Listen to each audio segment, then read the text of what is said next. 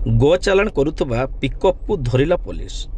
भारत एक हिंदू बहुल राष्ट्र होइतिबारु बेआईन गो चालाण और गो हत्या निषेध में हिंदू संगठन गुड़िक दाबी कर सब घटनाक्रम में किंतु गो चालाण कमिबा देखा मिलूना।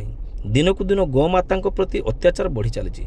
ओडिशा सीमांत तथा मयूरभंज जिला सुलियापदा थाना अंतर्गत बागढ़ा छक दे पड़ोशी पश्चिमबंग होउछि गो चालाण। तेबे सुलियापदा थानार नूतन भाव कार्यभार नहीं थाना अधिकारी सत्यनारायण बल पेट्रोलिंग करुवा समय पुलिस हाथ में धरा पड़ा गो चालाणर एक छोट पिकअप गाड़ी। उक्त छोट गाड़ी में बड़ बड़ 3टी बलद पड़ोशी पश्चिमबंग को चालाण होउतबा पुलिस पक्षरु जଣାपड़ी।